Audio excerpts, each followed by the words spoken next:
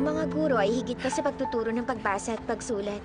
Nagsasaulo ka pa rin? Huwag mo ko storbohin. Kakaiba ka, ang husay mo na nga, minimemorize mo pa yan. Wala ka ng pakialam. Ay, Oo, tama na to! huwag niyo, Titignan ko lang. Ano ba? Isoli mo na nga yan. Isoli mo yung libro ko. Huwag yan, Ming. Ay, ay.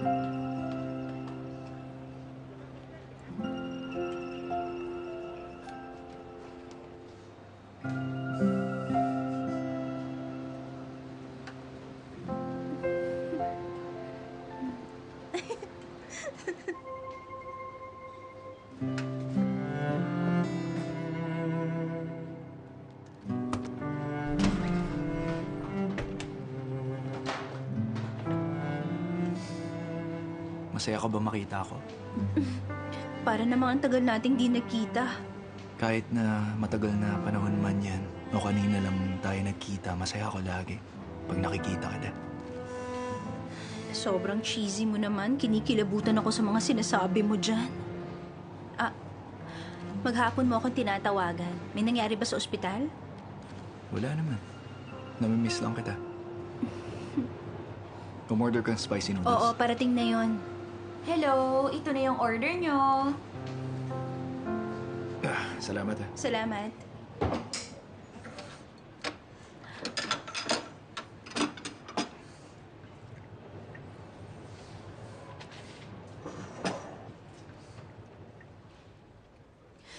Magkwento ka. Ano ba nangyari? Ano nangyari? Dati wala ka nakukuhang vegetarian meatballs kaya nagre-reklamo ka. Oh, may vegetarian meatballs? Oh, isa. Nakakain ka na ng isa kanina, wala kang reaksyon. Sabihin mo na, ano bang problema?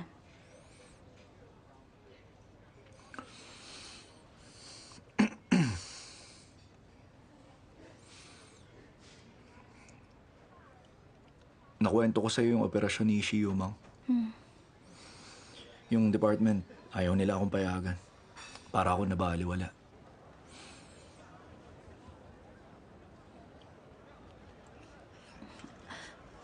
Alam mo, naintindihan kita. 2 years ago kasi, nag-away kami ng childhood friend ko. Tapos nagdesisyon siyang mag-abroad. Kaya naisip ko na magpaalam sana sa kanya at bigyan siya ng regalo. Hindi inasahan. Napaaga ang alis niya. At di ko nabigay yung regalo. Nakaramdam ako ng emptiness sa puso ko. Parang may hindi ako natapos. Nakakapanghinayang. Tama. Ganun nga yung pakaramdam. Naiintindihan mo ako lagi. Maalalahanin ka. Ikaw talaga ang soulmate ko. Ang sweet baby girl ko. Bitawan mo na nga yan. Sinasamantala mo na ako niyan eh. Nakakapagbiro ka na ng ganyan. Mukhang good mood ka na ngayon. Oo, buti nga eh. Di naman talaga big deal. Medyo emotional lang ako. Okay na, nakita kita. Ba't alam mo yan? Nanonood ka ng drama? Meron lang kasi akong sinusulat. Mas maganda ang desk duty, di ba? Pwede ka magtrabaho sa labas. Flexible ang oras, pwede kita makita pag gusto ko. Ayos yun. Pero minsan, gusto ko talagang bumalik na sa trabaho sa field. Oo, teka lang. Ingatan mo sarili mo tsaka magpahinga ka muna. Pag suot mo kasi yung uniform mo, Ninenervyos ako eh. Pero naka-recover na ako Tingnan mo. Alam mo, yung paghilom ng sternum, mahabang proseso yan Sa proseso ng Dapat recovery. iwasan ko ang tensyon, tulad ng pagbubuhat na mabibigat, pagkarga ng mga bata. 800 times mo nang nasabi, kabisado ko na Kahit yan. na, sumunod ka sa doktor pag sinabing hindi pwedeng gawin. Kasi sabi naman ng doktor, naka-recover na ako nung follow-up Pero check-up. kumpara sa ordinaryong tao, mas maselang ka. Kailangan mo ingatan ang sarili mo, okay? Kaya desk duty muna. Huwag ka muna mag-field. Ayos ba? Tumahimik ka na. Kumain ka na lang. Oo.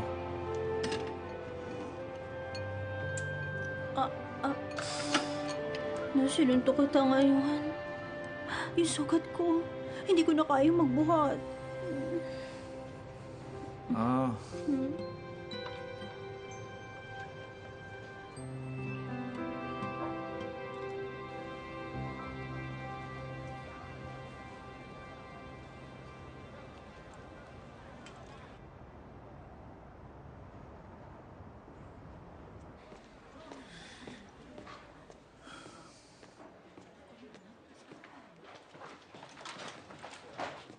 Nabalitaan ko na mag-i-inspection daw yung bagong director ng ospital. Usap-usapan pero di ko inasahan na ganito kabilis. Oo nga. Sa ospital kaya siya galing.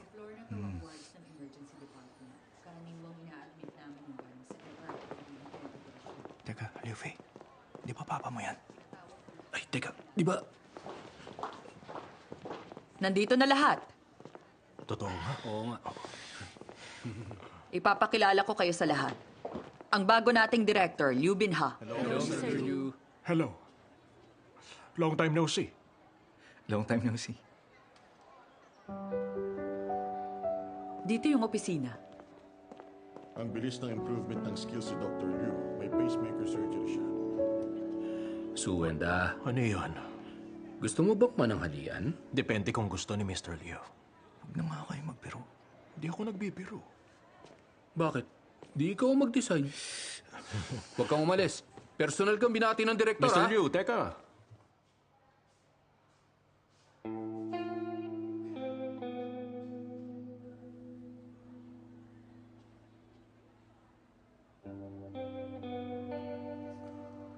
Liu Fei.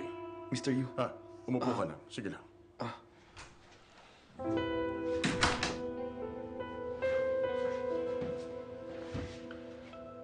Mr. Yu, ako... Alam ko kung anong gusto mong sabihin. Iniisip mo na sa'yo ko binigay ang surgery dahil tatay mo ang direktor? Nagkakamali ka. Ang ospital, may training program para sa mga promising young talents. Walang koneksyon sa ibang dahilan. Pero bakit po ako? Hindi si Wang Yangming. Pinaliwanag na kaninang umaga. Uulitin ko pa ba? Mr. Yu, ayokong isipin ng iba na meron akong special treatment. Ibigay niyo po kay Wang Yangming ang surgery. Okay. Bumalik ka at sabihin mo sa papa mo na baguhin ang desisyon ng department. Yun ang maituturing na special treatment. Dr. Wang, Ay, Wang Yangming!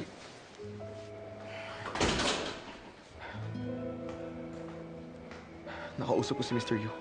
Ibabalik ko sa iyo yung surgery. Huwag na. Pagandaan mo yung operasyon.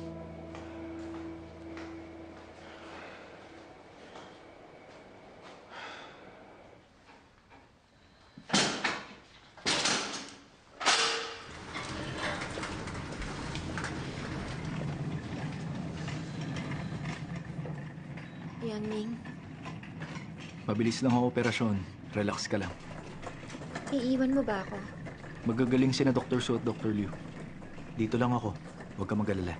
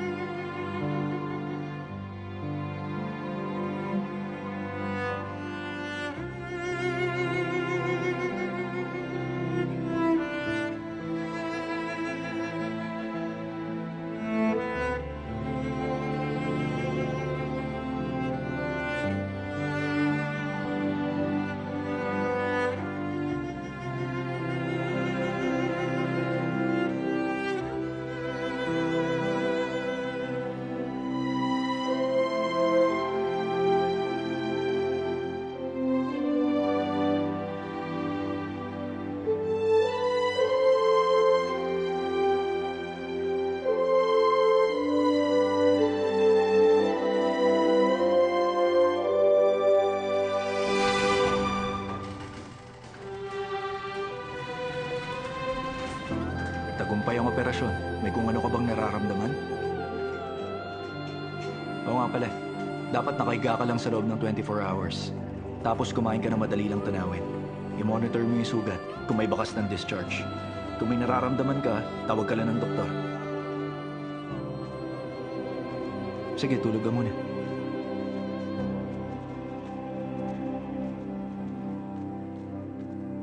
Hindi. Dapat sumama ako sa'yo. Nasubukan ko ng braised pork nila. Maraming beses na nga eh. Pero may mali sa lasa. Kailangan ko yung panlasa mo na magaling makahula para mahuli yung secret recipe nila.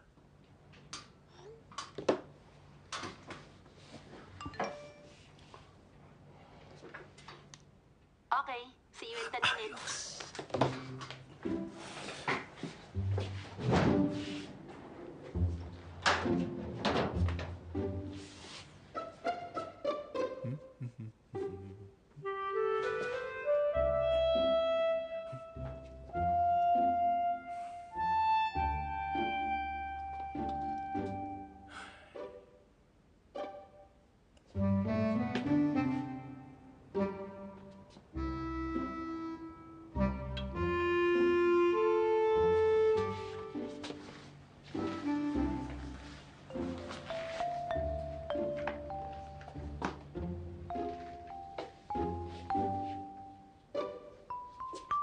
Tumigil ka. Huwag mong ibunton sa akin. Busy ako. Ba't ko naman yun gagawin?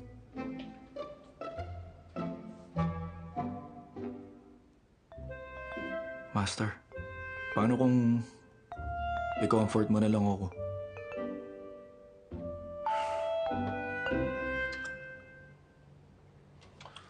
Tatlong minuto lang.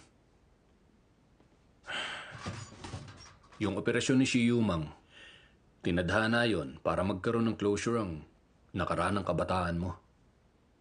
Binigay kay Liu Fei at hindi mo matanggap. Pero pwede ka naman mag-adjust. Pero nung malaman mo na dahil yun kay Mr. Liu, hindi ka na nakapag-adjust. Di mo lang matanggap. Pagkatapos, naramdaman mo na maliit na bagay lang. Ha? Kaya nahiya kang sabihin sa iba. Ba't ganyan ka makatingin? Normal na hindi mo matanggap. Hindi nakakahiyang sabihin sa iba. Medyo kasi nakakaramdam ako ng konting kabiguan. Kawalan ng pag-asa. Anong ibig sabihin nun? Mula nung 18 ako, sabi ko sa sarili ko, basta mag-aaral ako mabuti, magsumikap na gamutin ang may sakit at sumagip ng buhay, magiging magaling akong doktor. Ngayon parang masyado kong pinasimple. Dahil lang ninakaw ni Liu Fei yung surgery mo? Hindi naman niya kailangan nakawin. May isang tao na kusang loob na ibibigay sa kanya ang pinagsikapan ko. Kagabi nakiga lang kami sa sofa, magkasama kaming kumakain ng sausage. Akala ko wala akong pinagkaiba sa kanya eh. Pero ngayon parang malaki ang agwat namin. Ano yung malaking agwat? Prangkahan na kasi siya may mga koneksyon, ikaw wala. Madali lang yan. Simula bukas, bulahin mo sina Mr. Yu at Madam Guan, ha? Bilhan mo sila ng kape at dalhan mo ng almusal. Siraan mo sa kanilang ibang tao. Ibuhos mo lakas mo sa pagbuo ng mga koneksyon. Ganun. Hindi ko talaga kayang gawin yan. Mas gugustuhin ko pang ayusin ang trabaho ko at magsumikap. Mas mabuti na yung magtrabaho na maayos.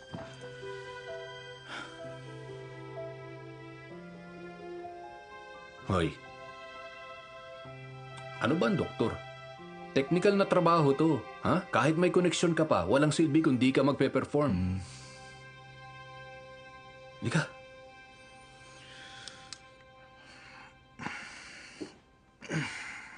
Tingnan mo ako. Maniwala ka sa sarili mo. Todong tiwala sa sarili. Maging masigasig ka sa trabaho mo rito. Ibigay mo ang lahat. Darating ang araw, ikaw ang magiging pangalawang Louie sa emergency department. Naniniwala ako sa'yo. Mabango ba? Pangalawang Louie. Master! Anong ginawa akong mali para makatanggap ng malupit na sumpa mula sa'yo? Alam mo, magkatrabaho. Yes, hello?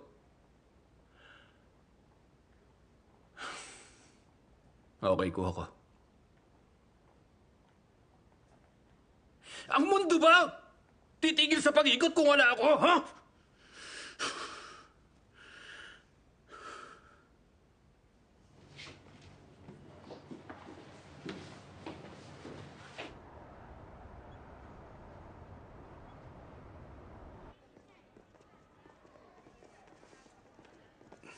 Hindi ka pa pala tapos sa trabaho.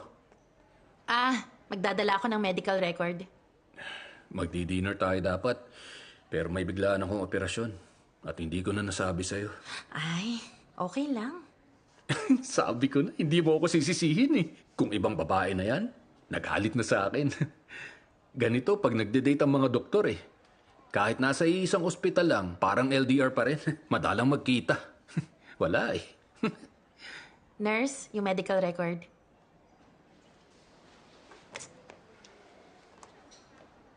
Fresh peppercorns yun. Ha? Ang sikreto ng nilagang baboy nila, fresh Szechuan peppercorns. Hindi sila gumagamit ng dried, kaya may ganung flavor.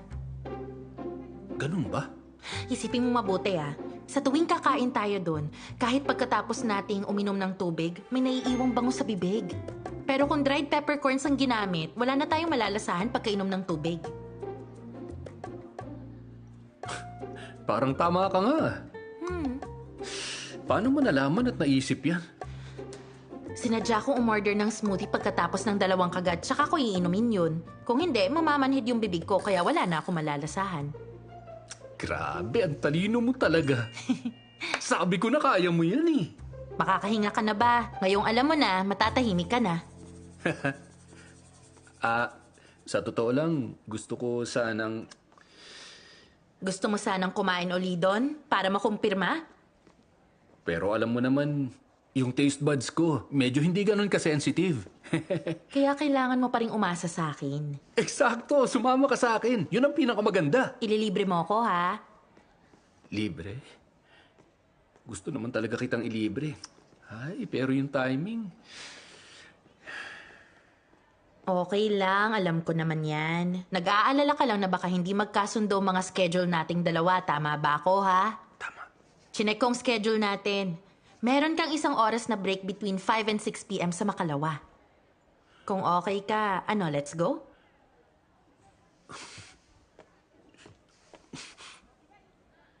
Oo naman, syempre. No ka ba? Dinner lang yan. Trabaho ka na. Alis na ako. Miss Bao, Ha?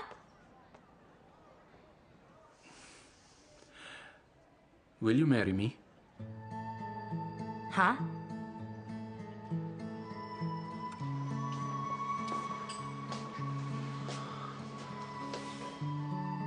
Pakasalan mo ako. Teka, hindi mo to pwedeng gawing joke lang. Hayaan mong sabihin ko. Pakiramdam ko wala na akong makikita na babaeng may konsiderasyon at nakabaon sa puso ko tulad mo. Nakabaon saan? Saan parte yan? Bakit hindi ko alam? Ngayon, ano ko dyan? Bukol ba? Tumor ba? Hindi to joke lang. Itotodo ko na to. Hindi ako natatakot mapahiya. May sasabihin ako medyo may pagkabadoy. Tama ka. Ikaw nga ang sakit sa puso ko. Mula nung una nating pagkikita, lamb legs, at hanggang ngayon, palalim ng palalim ang tusok mo dito sa puso ko. Yung lagay ng puso ko, tangi ikaw lang ang makakagamot nito. Wala nang kawala.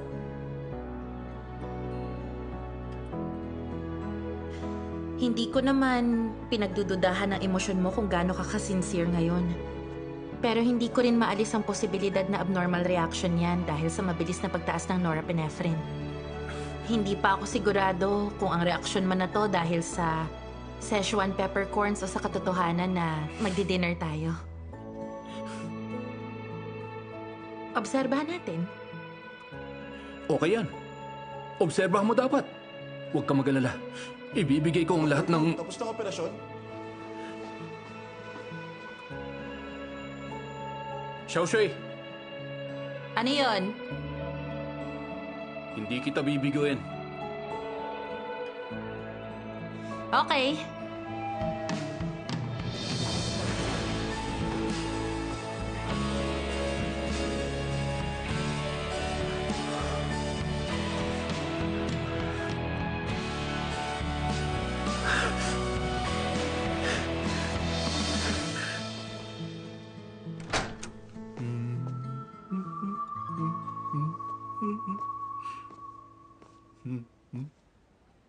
Sipag mo ah.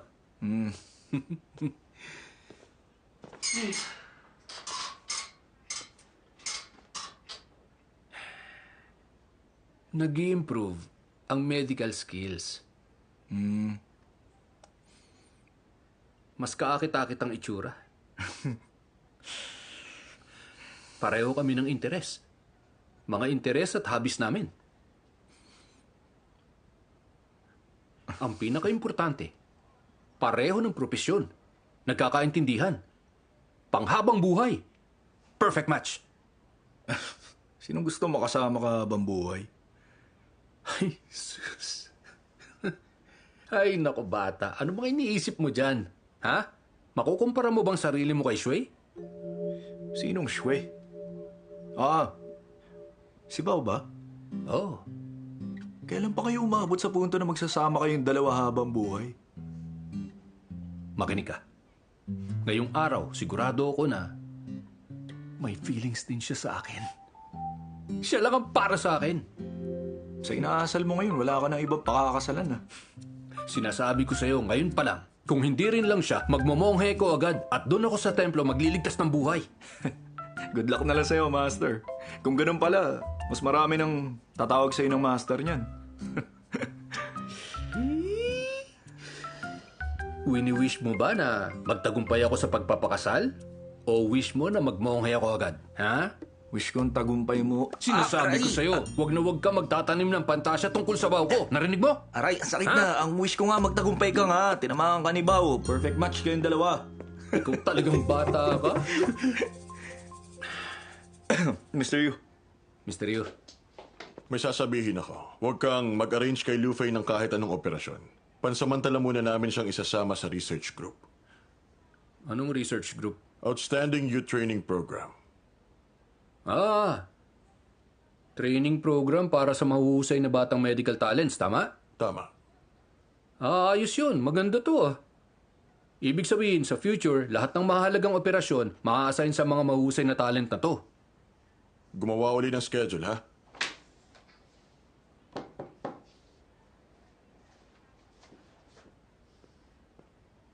Hey, dito ka Bitawan lang. mo ako.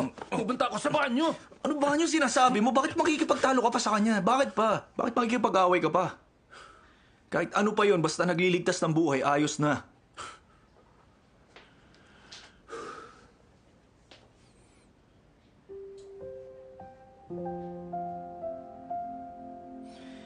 Isipin niyo to ha. Bilang mahusay na mentor, pagkasama kita, kahit na puro lang ako punctures sa operating table, pwede kong gawing mastery of punctures yun. Magiging outstanding din ako. Di yun mababago ng mga kondisyon. Tama ba? Sige. Kahit pulutin pa natin ang mga tira-tira nila, kayang-kaya natin silang durugin. Ididiin natin sa lupa ang ulo nila at ikukuskos. Okay na, sige na, sige na. Hindi na kailangan. Kahit ano ibigay nila, gagalingan pa rin natin. Alis na. Saan pupunta? Saan pa ba? Eh di magtrabaho ka na. Basta, okay lang. Ayos lang.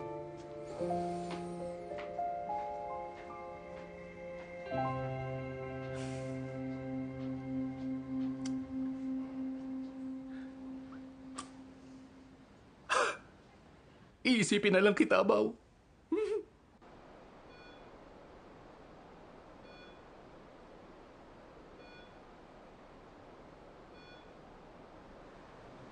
May 3 lesions ang pasyente at barado sa kanan.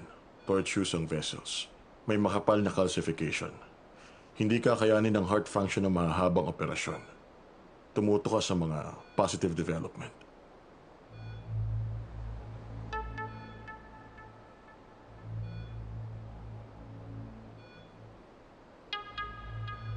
Mr. Yu, Palitan ng XT ng Gaia 2 guide wire. Ulitin natin. Okay. Steady lang ang kamay.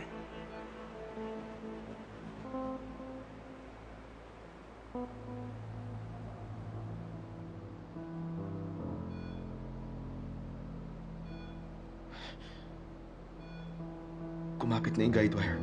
Huminto ka muna. Adjust mo ang paghinga mo. Pakiramdaman mo ang kamay mo.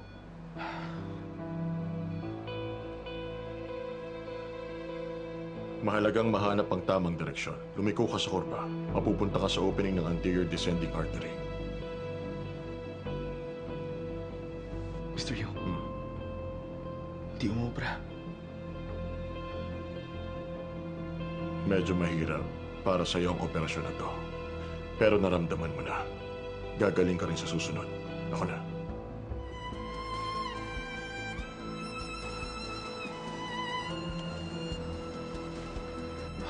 Panoorin mo ang operasyon ko.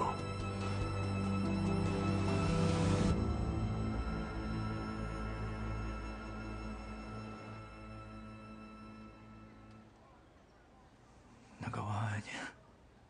Nakakabilib. Nagawa ni Mr. Yu. Tingnan mo tong kurba. Sobrang hirap. Ilang beses kong sinubukan. Hindi ako makapasok. Nagawa mo ng ganitong operasyon, ha? Pero di natin magagawa ngayon. Bakit hindi? Kailangan natin mag-practice ng 1 o 2 taon. Pero ngayon, di talaga posible. Bakit lahat kayo iniisip na lang na hindi ko kaya? Sino may sabi hindi mo kaya? Hindi mo mamamaster ng sabay-sabay. Upo ka muna.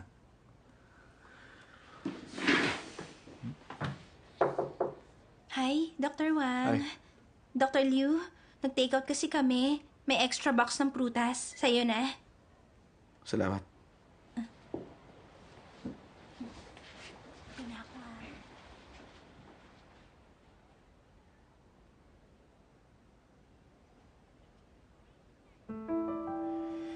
Ay, nako, ikaw, Mr. Liu. May layakon ka talaga ng ER. Yung magandang nurse si May, personal na nagatid ng prutas sa'yo. Di ba pwedeng maging mas masigla ka naman dyan? Anong nurse? Anong prutas? 4 na klase ng prutas. Tingnan mo, yung orange, binalatan pa para sa'yo. Yung cherries din.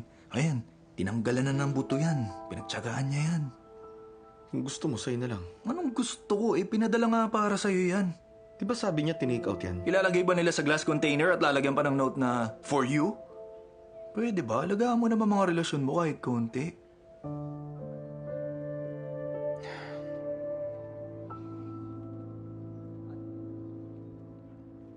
Tito Faye!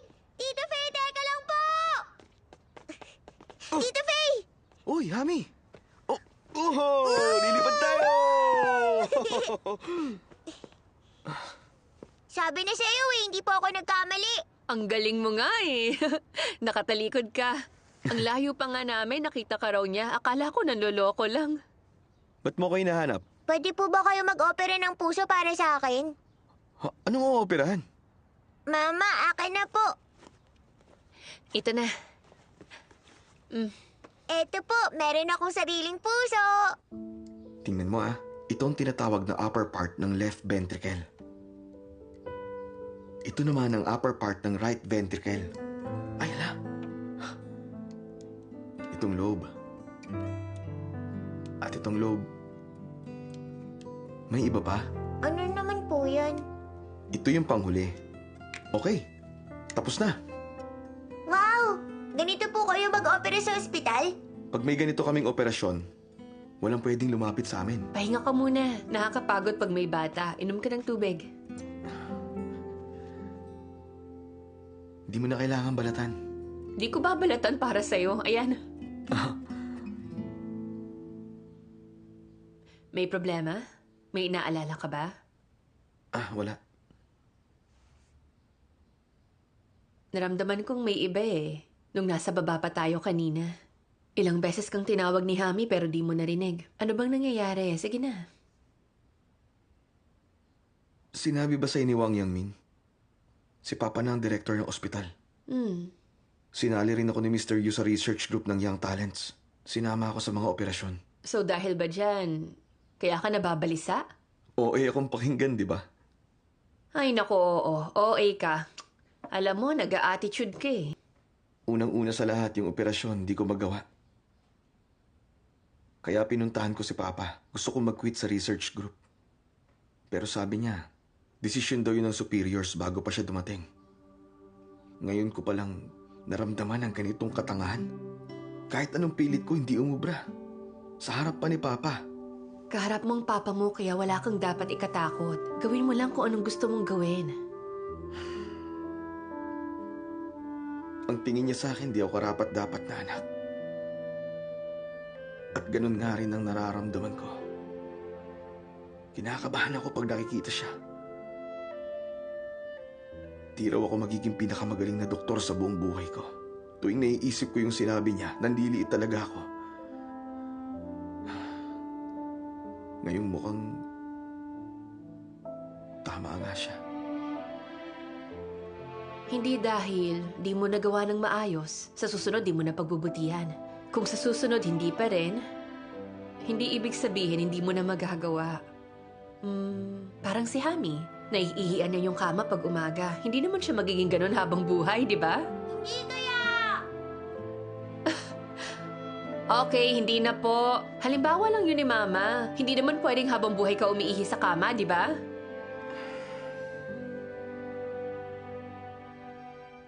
Gaano katagal ka na ba sa ospital?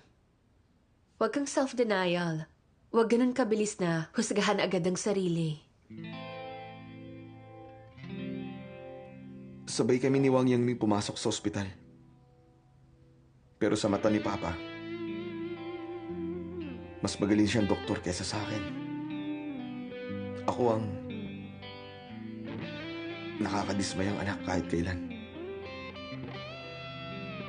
Walang kahit sinong magulang ang mag-iisip na ang anak nilang pinakamalala. Walang ganong magulang. Kahit sino, pwedeng magduda sa'yo. Pero ang sarili, hinding-hindi mo yun pwedeng pagdudahan. Sa halip na maging self-denial ka, bakit hindi mo galingan sa mga susunod na operasyon mo? Darating ang araw na kikilalanin ka ng papa mo at naniniwala ako dyan. Siguro nga. Ay, hindi naman ako medical student. Bakit ang dami kong sinasabi sa'yo? Hintayin mo kaya si Wang Yangming mag-usap kayong dalawa. Hindi ko to sasabihin sa kanya. Wala akong ibang sasabihan ng tungkol dito. Tama naman. Sa bagay, total magkasama naman kayong dalawa sa trabaho, di ba? At magkakumpetensya. Tama. Kasamahan ko siya. At kakompetensya ko. Pero magkaibigan din kami. Pero gusto ko na sa'yo ko lang lahat ko sasabihin. Pwede parinig? Okay, sige. Kapag may mga issue ka, sabihin mo lang sa akin. Tatago kong sikreto natin. Tito, yung little train mong bilis tumakbo. Anak, dun ka makinig dun sa puso ng tiger. Tingnan mo kung mabilis takbo ng train niya. Dali. Okay po, sige.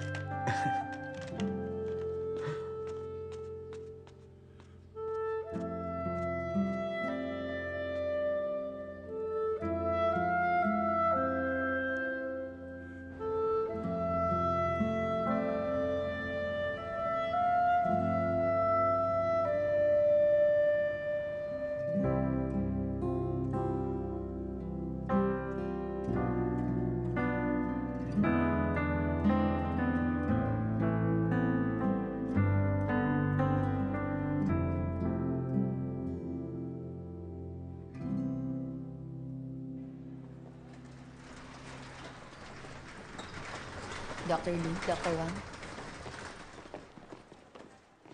75 years old, chest tightness. Hirap huminga. Nawala na malay 1 hour ago. Uy, ganda ng katawan nyo, sir. Ayos ah. Kung walang monitor, di ko isipin na pasyente ka. Ay, totoo. Karaniwang malusog ang lolo ko. Pag nag-exercise siya sa park, mas marami siya nagagawang pull-up sa akin. Itong batang to mahina. Si lolo talaga. Ay nako, sir. Sabihin ko lang, iwasan nyo ng makipagkumpetensya sa kabataan, ha? O sige, meron ba kayong history ng coronary heart disease? Wala, anak ko. Chest pain, ubo, hirap sa paghinga. Wala ako noon. Kaunting bigat lang sa dibdib kanina. Tapos nablangko ako at nawala ng malay. Hindi bigyan na si Thomas kaya di tayo sigurado. Namagabang isa sa mga binti nyo nitong mga nakaraang araw? Oo, kaliwang binti. Medyo maganitong nakaraan. Ang hirap magsuot ng pantalon. Ngayon humupa na.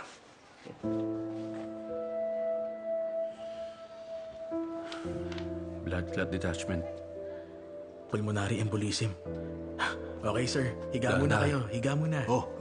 Dahan-dahan. Yan. Dahan-dahan lang. Okay. Kontakin ang catheter room. Okay, sige. Excuse, Doc. Delikado bang kondisyon niya? Ang pulmonary embolism nagdudulot ng organ hypoxia at ischemia na nauuwi sa respiratory failure at cardiac arrest. Ibig bang sabihin, mamamatay na siya? Kumalma ka. Makinig ka sa kanya. Sir, yung kondisyon nyo kasi medyo urgent. Ayusin namin agad ang operasyon nyo, ha? Okay lang. Ang paggamot sa sakit, parang pakikipagdigmaan. Walang kaaway na hindi mawawasak. Walang hirap na hindi kayang lampasan, ha? Kita mo na, pakinggan mo siya. Ako ang umaaliw sa pasyente. First time na, ako ang inaaliw. Dr. Lou, Ha? handa na ang catheter room. Okay, pasikasuhin mo na agad. Okay. Sige na. Dalhan mo ako ng video ng military parade. Lolo, bakit ko gustuhin yung panoorin yun? Ngayon pa talaga. Basta gawin mo, sundin mo na lang. Mahilig kayo sa military parade? Veteran kasi siya. Kinukulit niya ako lagi na mag-download ng parade videos. Pag nanonood ako, gumagaan ang pakiramdam ko. Mabubuhay ako ng maayos sa ngalan ng mga kasama. Ngayon ay isang magandang araw. Di bale, marami pa kayong oras. Lee, halika. Patulong muna. Catheter room. Sa kanya rin ba yung itim na tumbler? Oo.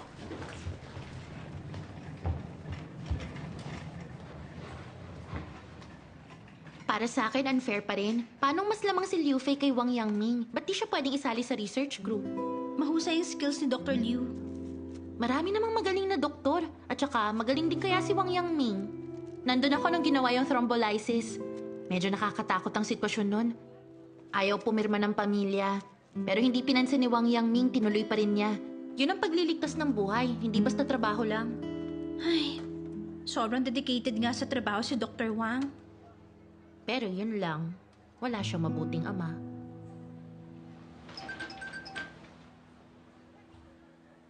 Hello? Okay, papunta na. Milk tea tayo mamaya, ha?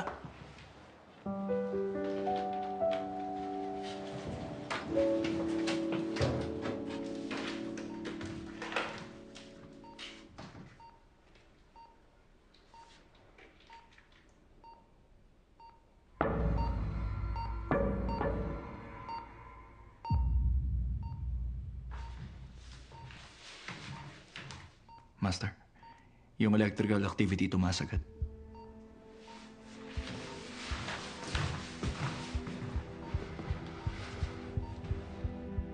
Heart attack kaya? Sigurado ka ba? Sigurado ako. Kung hindi yan heart attack, i-delay ang treatment ng pulmonary embolism. Kailangan agad ng coronary angiography. Magdagdag ng angiography nang walang consent ng pamilya? Huli na kung papipirmahin pa sila. Master, anong desisyon nyo? Ikaw. Gawin na.